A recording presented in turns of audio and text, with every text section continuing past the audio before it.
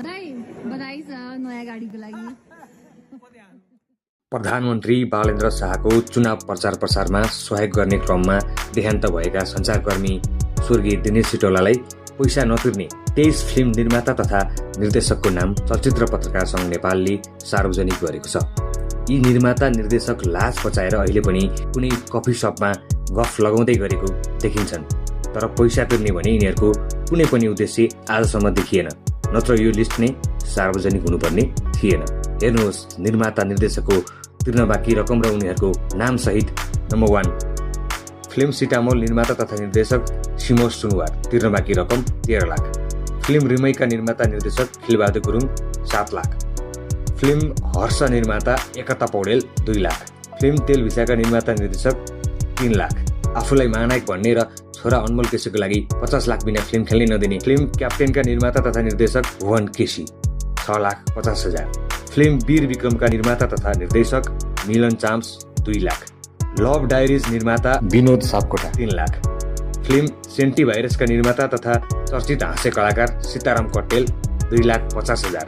Film घामट सेरेका निर्देशक Hemraj BC 1,50,000। Film Anurag निर्माता तथा चर्चित पत्रकार ऋषि धमला 3 लाख। फिल्म जारी 2 निर्माता मणिराम पोखरेल 4 लाख।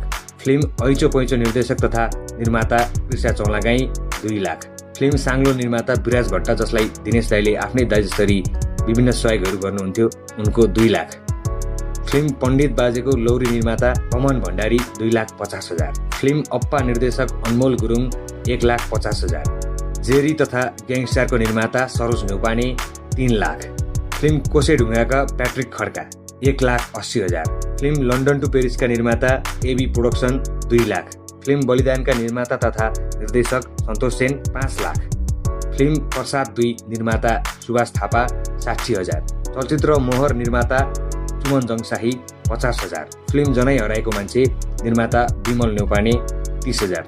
फिल्म गुलाबीका निर्देशक समुद्रा भट्ट 50,000। यी बाहेक अन्य धेरै सिनेकर्मीले समेत दिनेश दाइको पैसा हालसम्म नतिरेको र दिनेश दाइको फोनमा दाइले आफैले नोट बनाएर राख्नु भएको छ। यी नामहरू पनि चलचित्र पत्रकार सङ्घले छिट्टै सार्वजनिक गर्ने जनाएको छ। सिनेकर्मीले मात्र होइन, दिनेश दाइसँग नजिक भनेर देखिने थुप्रै सञ्चारकर्मीहरूले समेत दाइसँग सापटे लिएको पैसा समेत अझै तिरेका छैनन्।